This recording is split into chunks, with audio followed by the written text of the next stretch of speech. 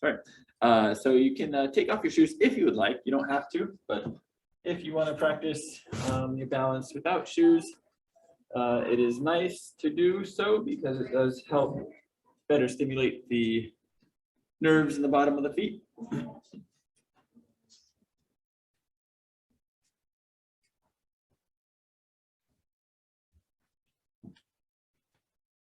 Right. So on in.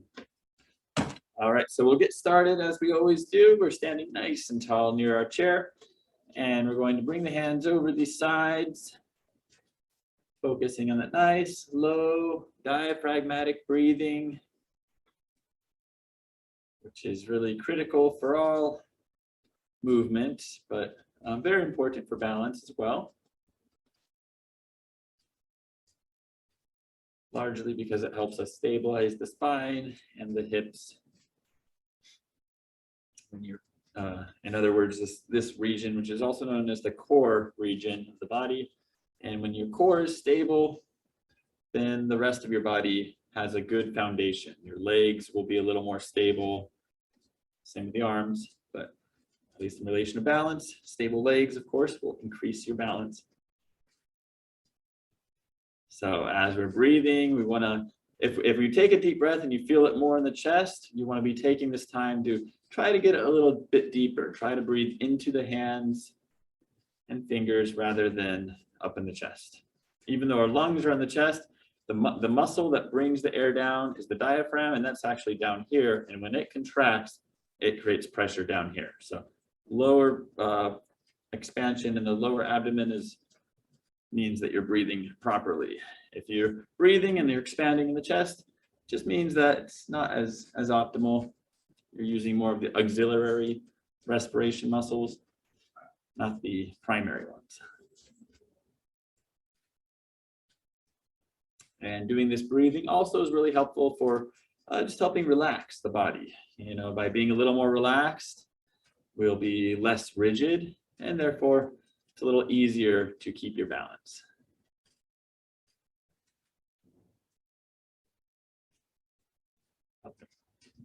All right, let's take a nice breath in, closing. And just as I mentioned in the beginning, if you would like, you can do this class barefoot or in your socks, because and that's encouraged just because it does allow you to have a little more sensitivity in the feet.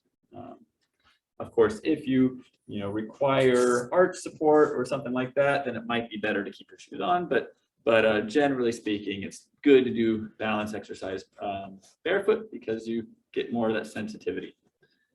And we have so many nerves in our feet that unfortunately don't do a whole lot of good because we wear shoes so much that dull that sensitivity. All right, so we'll do a quick little warm up. Get the wrists, do some nice circles. And reverse directions. Then bring the hands together, stir the pot. As you do this, really try to kind of reach out in front of you. This activity will warm up the arms, but it also helps kind of just challenge our balance a little bit. Kind of explore the limits of stability in this stance, depending on how far you can reach without losing balance. All right, reverse directions.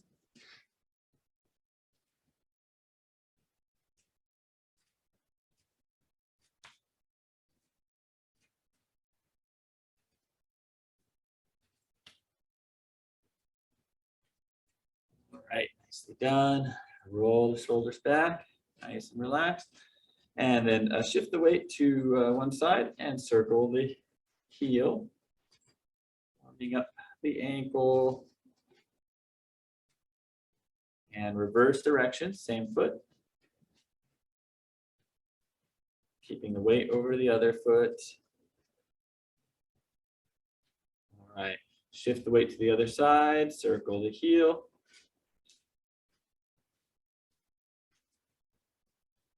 And reverse directions.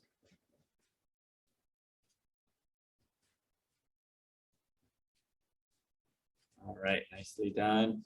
Let's warm up the knee and the elbow at the same time. Do a little bend in both.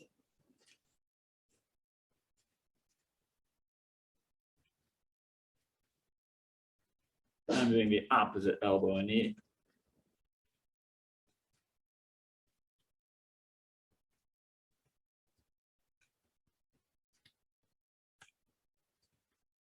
All right, very nice. And then we're going to alternate, just doing a little hip circle. Doesn't have to be very big, just whatever's comfortable.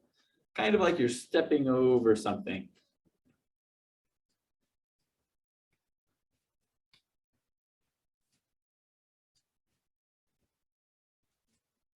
And just raising the knee to whatever height is comfortable for you. Doesn't have to be super high. All right, nicely done, very good. Continue warming up the hips with a nice hip circle.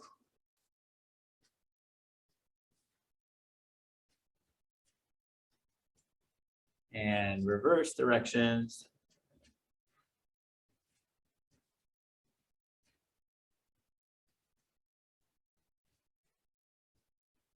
And then we're gonna do a hip hinge. So find the top of the pelvis and rock forward and back. We're not bending the back, we're bending at the hips. So bending, tilting the pelvis forward. And in order to kind of counterbalance, to keep your balance, you do have to bring those hips back a little bit when you do this. Because if you just tilt the pelvis and you don't tilt the hips, you're going to tip over. That should happen naturally.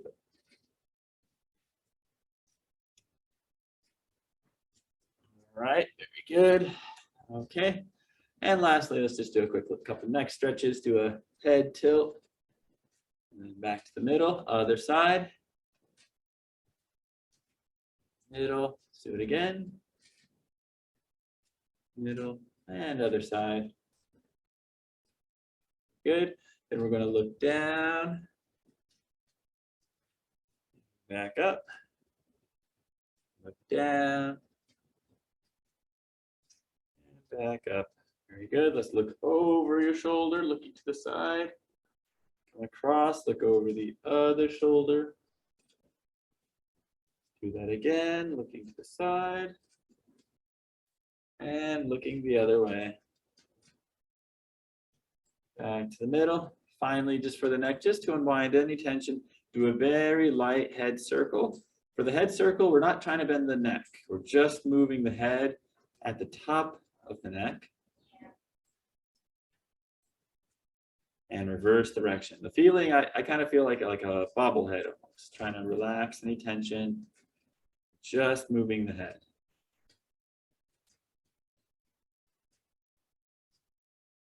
All right, very nice.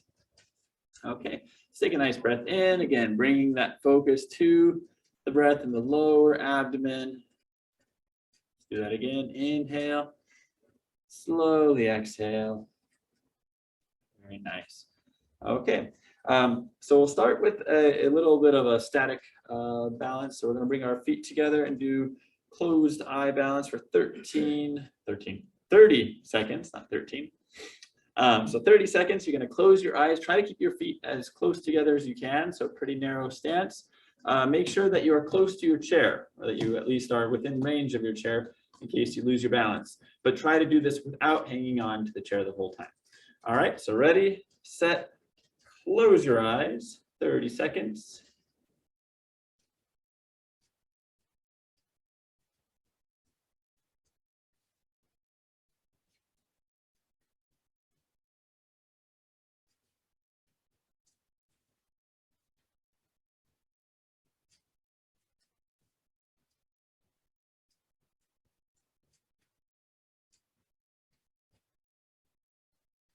And gently open your eyes, very good. You're gonna bring one leg forward and you're getting into a working stance. Whenever I call it a working stance, it means that it's a little bit challenging, but not so much so that you can't do it without hanging on. So so something that's challenging your balance, but that you can still hold without hanging on. And also we're going to be closing our eyes in this stance, so it might be a little wider than even that. So So kind of gauge, but you want to be in a stance that's narrow, but not so much so that you need to hang on. Okay, ready, and close your eyes. 30 seconds.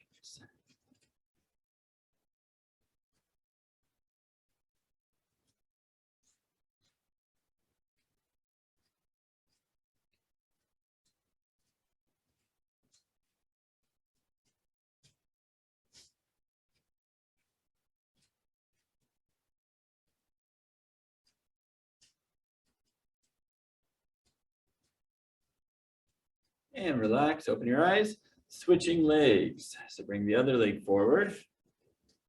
And when we do this, it's good to just kind of gauge, you know, if it feels more or less balanced with one leg forward than the other. All right, go ahead and close your eyes again once you're in a good stance.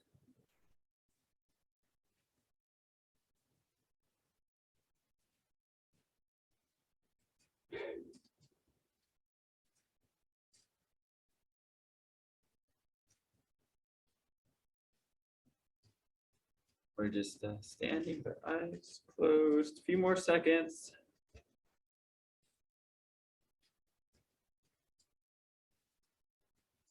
And relax. Go ahead and open your eyes. Very good. Moment here. There we go. Okay. All right, let's do one more static balance exercise. We're going to do the tandem stance. So this time we are going to leave our eyes open. So fully utilize that system of balance, your vision. Look straight ahead, find a stationary target in front of you. Bring one foot in front of the other. So we're going to get like a perfect tandem stance.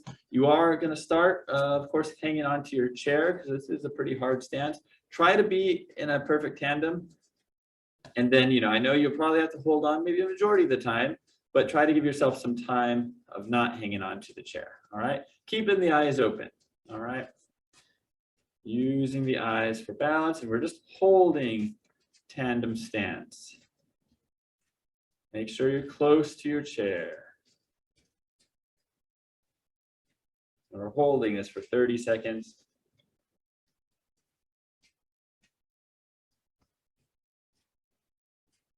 If you're shaking, that's a good thing. It means your body is working to keep you stabilized. And that means there's work being done, and that means you'll get some benefit out of this. If this is really easy for you, then you could modify it by maybe looking side to side. All right, go ahead and switch legs now. Make sure you're still close to your chair. Looking straight ahead, using the vision. Maintain balance. Standing close to the chair.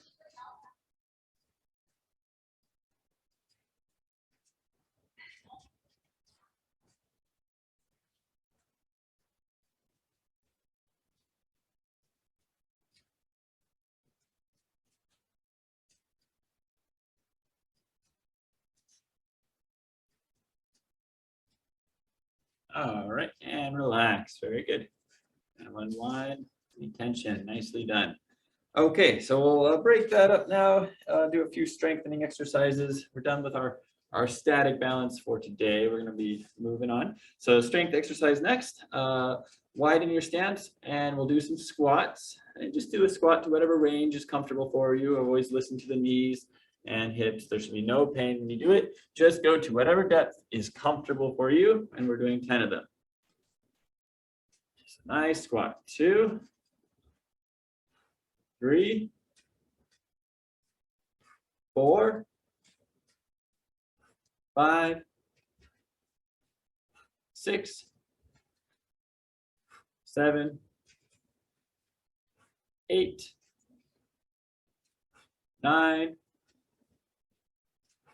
10. Okay, relax. Next to the heel raise. So come up and then slowly lower down 10 times.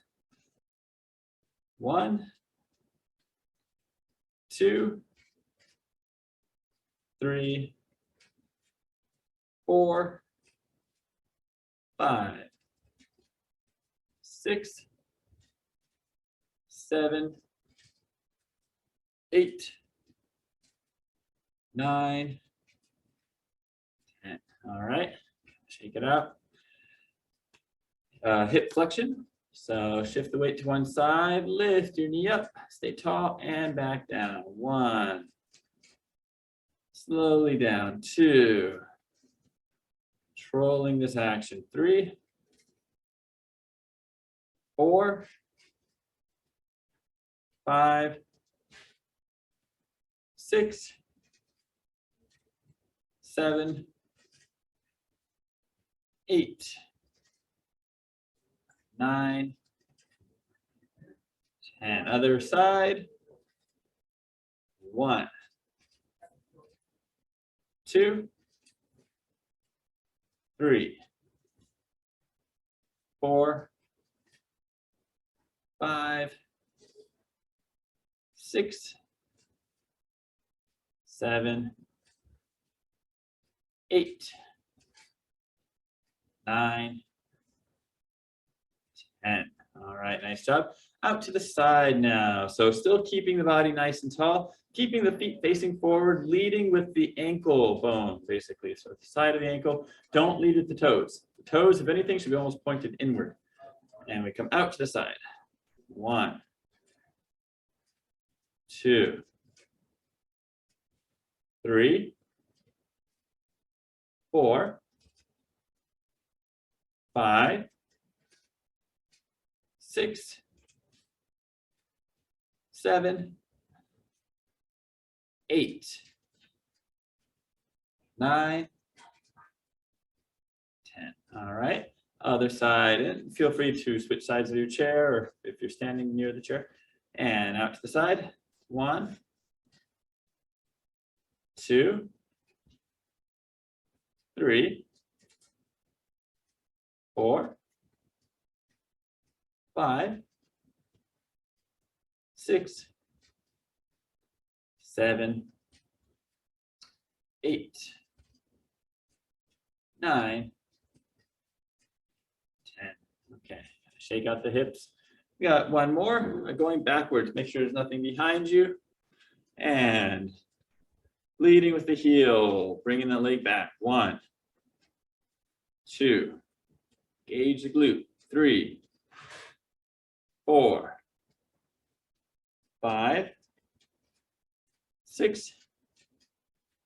7. 8. 9.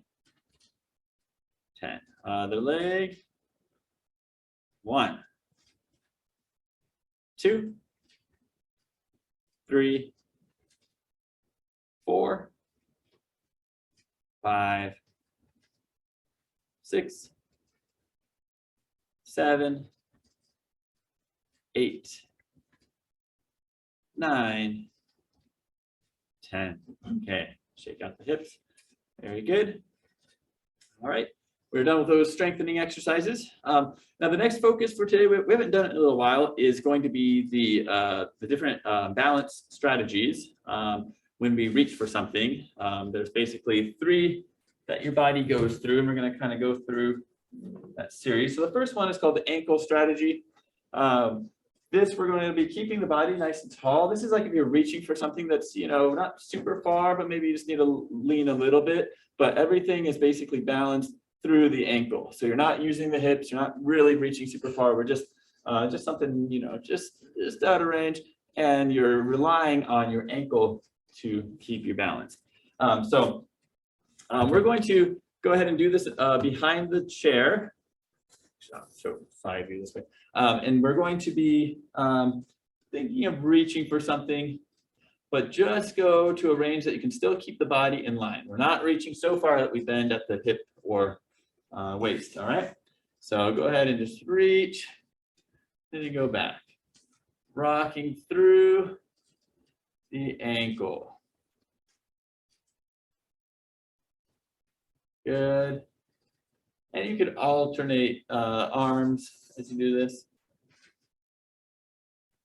It's not a huge motion. There's obviously not a whole lot of range that you can get just from the ankle.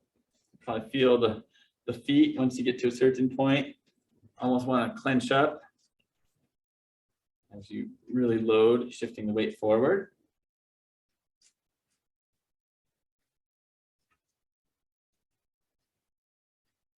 but just kind of notice. Does anyone else feel anything different, like anything going on in their, when they do this? What part of the body?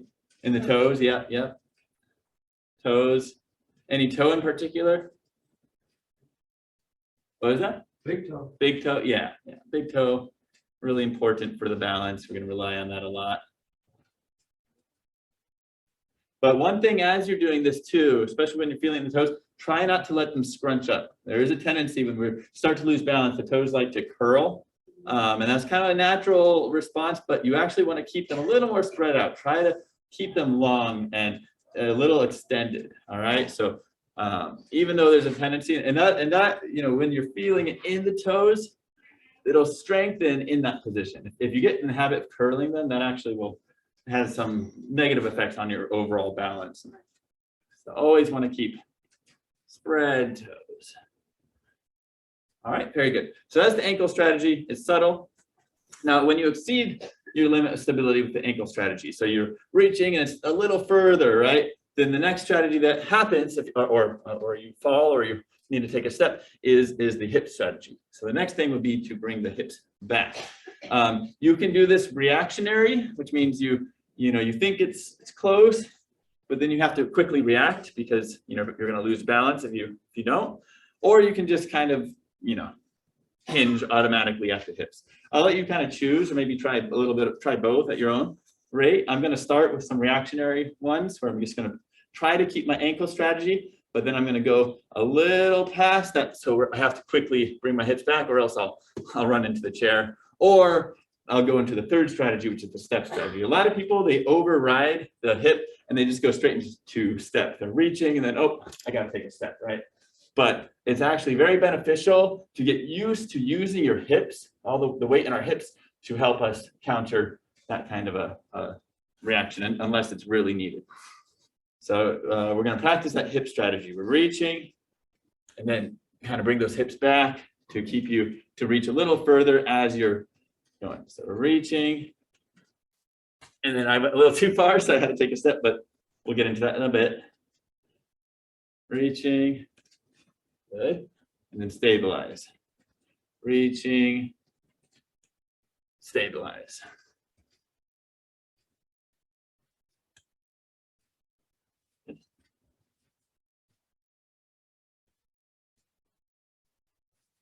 And try to make it reactionary. It is very easy to do this and just pretend to do it, right? But try to make it reactionary where you're actually leaning and you do kind of, for a moment, you lose your balance and you do have to quickly move those hips back. A lot of times, yeah, like right there, I didn't quite react quickly enough and I had to take a step. So.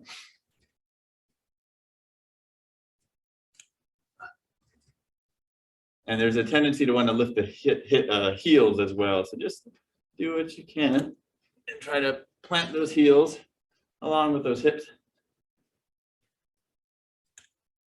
Good. Okay. So that's the hip strategy. And a lot of times, if we're reaching, we already know it's far away. We're going to opt for just a nice hinge, right? So let's just do a hinge without the reaction. So just a regular hinge. You're reaching, you know it's long, and you're just going to use the hips automatically, getting a good hinge. Ideally, you should be moving primarily from the pelvis, right? So if you want to use your other hand just to kind of gauge where the pelvis is, to note that it is tilting as you reach and that you're not overly stressing your lower back.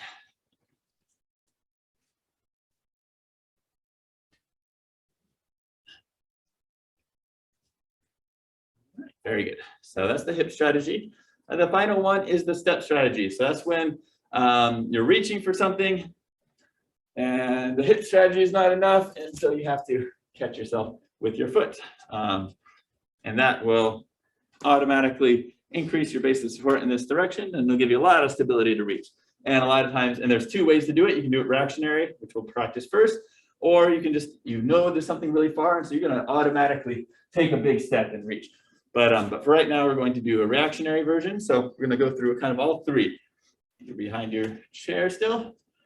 We're reaching for something. We're going to start with the ankle. We react to the hip, and we keep going, and we take a step. All right. Try your best to react. If that is just too much, then, feel free to just, walk through it. But But if you can, try to make this reactionary, it'll be more related to real life and situations where we do lose our balance and we have to quickly catch ourselves. So ankle, hip, step. Ankle, hip, step. Sometimes the hip and step happen right away. Sometimes the step has to just happen. The hip is too late.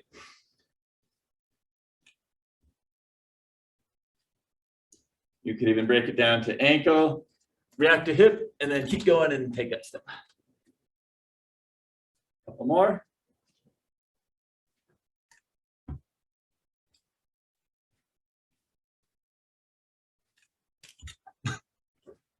All right, good. Very nice. Okay, and then we're going to do a few that are just planned. You know something's really far away and you're really going to reach for it. So we'll go ahead, we're going to reach. Actually, you probably, if you're going to really reach, you probably just go into the step and then hinge. So let's just do that a little more realistic. So take a big step. Huh? I am. You could do both.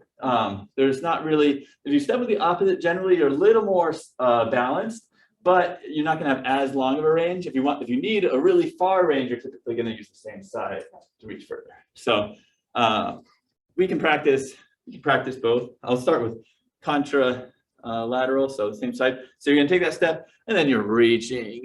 All right, a lot of stability. You can reach here quite a bit, but of course, just do what is comfortable for you, and alternate legs just for some. Feet flat. Try to well, actually, the front foot should be flat, but the back foot, if you're really reaching, the back foot could lift the heel. Yeah.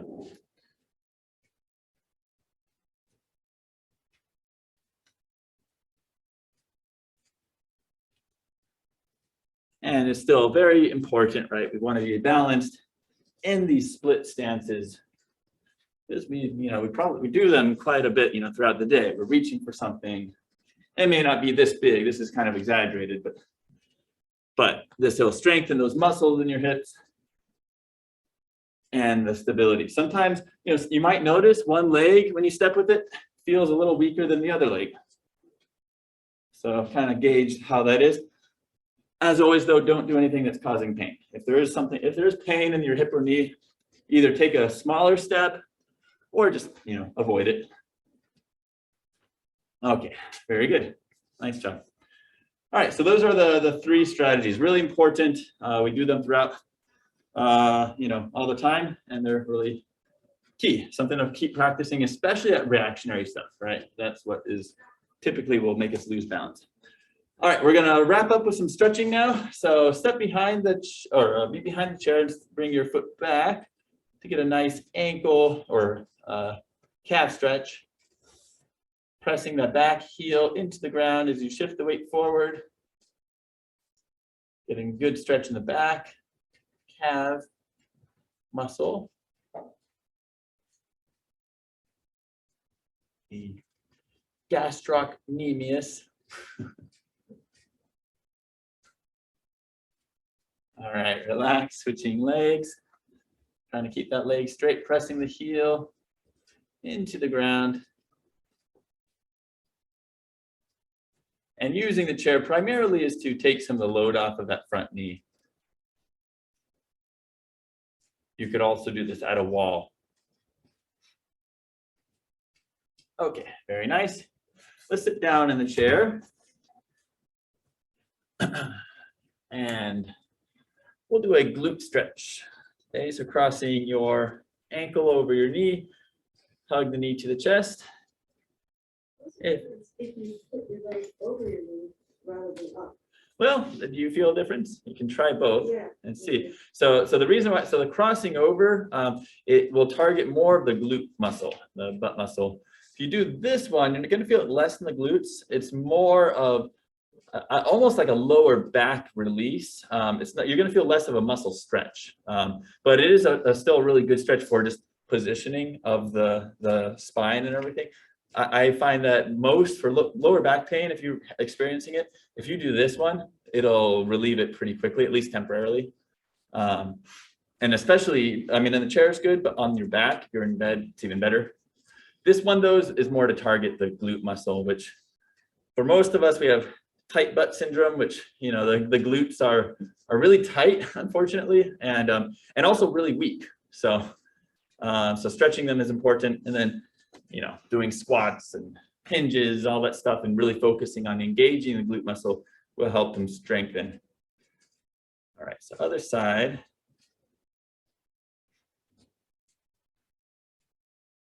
I like this one too. When you stretch a muscle, you're bringing some kind of body awareness, you know, to those muscles as well. So if you find it hard to engage the glutes, or you don't really know what that muscle is, doing this stretch regularly will help you kind of wake up your nerves, the sensors there. Okay, very good. Let's do the piriformis as well, because with balance, good balanced hips are important for your balance. So you want to make sure your hips are flexible and strong. And the other side.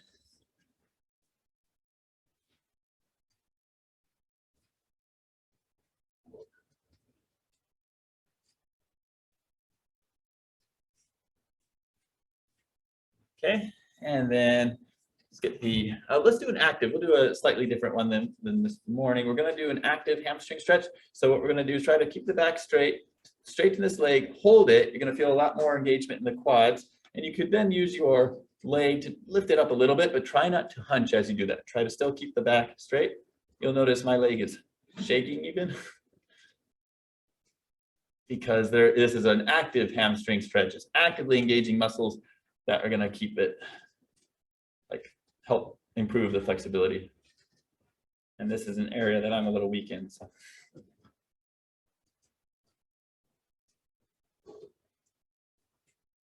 This one, the rule in terms of for like 60 seconds isn't as definite. That's more for like the holding ones that we're doing. Active stretch, generally 15 to 30 seconds is okay. And pull those toes back as you're doing this. Try to keep that leg as straight as you can, engaging the quad muscles. Still keeping the back straight.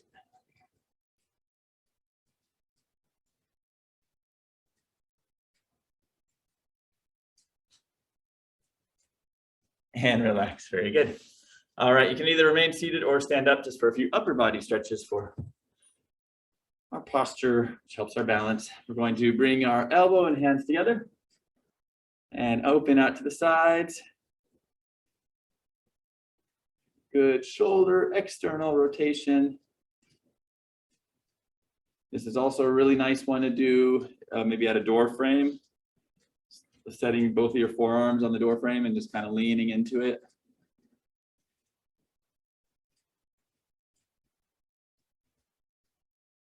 And then relax. Bring the hands behind the head. Open out to the sides. Retract the head back. Rolling the head into a good alignment with the spine.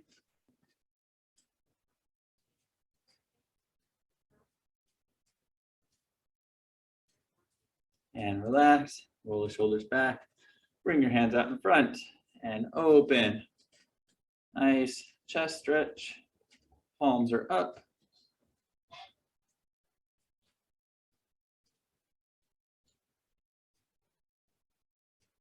Relax. Roll the shoulders back.